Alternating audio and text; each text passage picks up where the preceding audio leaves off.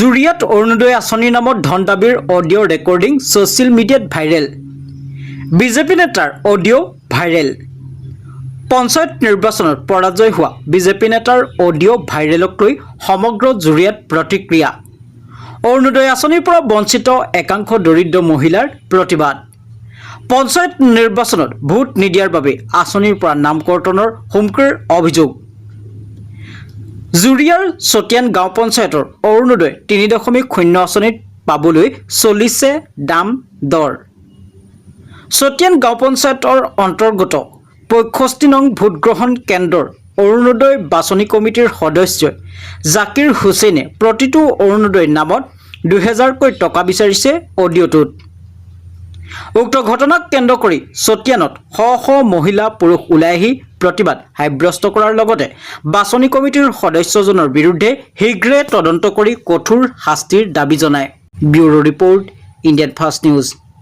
साले काटायचं ते अंडरवरून ना तारार साले काट नाही का ते बोरेला म्हणजे एक साले काढणे म्हणजे 4-5 जण आम्ही 4-5 जण दोरेवरून दोय आमदार केली गे वना এটা সালো কাটা 4-5 जण आमसे ते কিন্তু আমরার যে এক্সট্রা সালে কাটনে তেও আমরা ওনা কেলি বড় আমরা দেখতেছি না দুর্নীতি চলতেছে।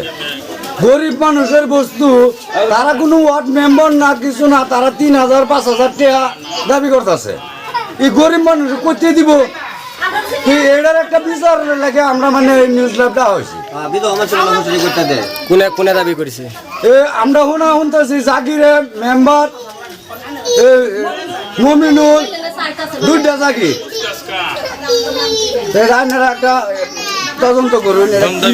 হ্যাঁ, দম দাবি করতেছে ৩,০০০ টাকা ৫,০০০ টাকা।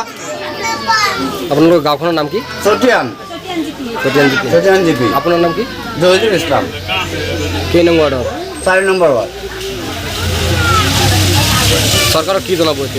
সরকারত আমি এইটো আপত্তি জনালো যে আমি গরিব দুখীয়া মানুহ, আমি ক'ৰ পৰা ৩,০০০-৫,০০০ টকা দিওঁ? ইয়াত কিমান বহুত মহিলা মানুহ আছে বিধৱা, সিহঁতক ক'ৰ পৰা দিব?